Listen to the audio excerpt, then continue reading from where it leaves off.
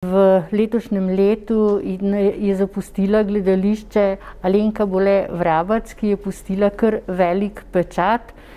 In v gledališču Toneta Čufarja so se je spomnili tudi v tej priliki in pripravili razstavo v avli gledališča. Več o sami razstavi pa nam bo povedala direktorica gledališča Toneta Čufarja, Branka Smole. Branka, lepo pozdravljena. Lep pozdrav. Ja, Alenka Bole Vrabac je v slogu zapustila ta svet, in sicer na svetovni dan gledališča. Tudi takrat je bilo obdobje karantene, obdobje prvega vala covida, tako da se niti nismo mogli posloviti od nje, tako kot bi se to zanjo spodobilo.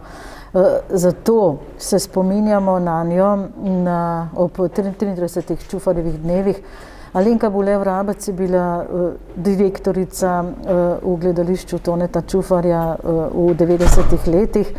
Alenka Bole Vrabac je bila igralka, režiserka v tem gledališču. Poznamo jo tudi kot selektorico, kot članico strokovne žirije v mladinskih in odraslih kategorijah. Skratka, nepogrešljiva Alenka Bole Vrabac in zato nepogrešljiva tudi na 33. Čufarjevih dnevih.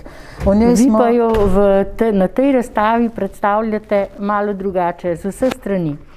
Tako, Alenko takšno, kot je bila. Alenko v vlogi igralke, v vlogi režiserke, v vlogi žirantke na Čufarjevih dnevih.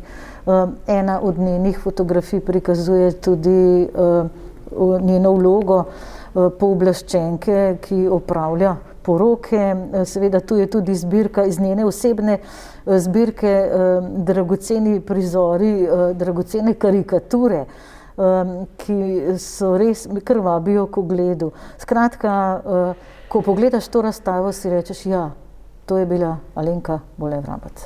No, seveda, letos zaradi covida Čufarjevi dnevi ne bodo potekali tako, kot bi pač morali v gledališču Toneta Čufarja, temveč virtualno.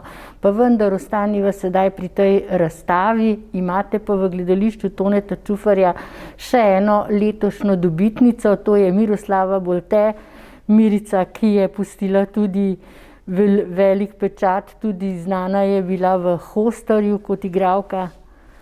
Tako je, Miroslava, ali Miri, kot jo vsi poznamo, je letošnja prejemnica Linhartove listine. To je res častitljivo priznanje, ki ga prejemajo ljubiteljski igralci na državnem nivoju.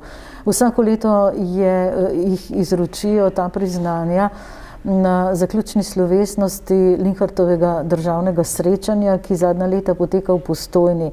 Konec septembra naj bi se to zgodilo, ampak je seveda covid to gesto, pričakovano lepo gesto, seveda prekinil.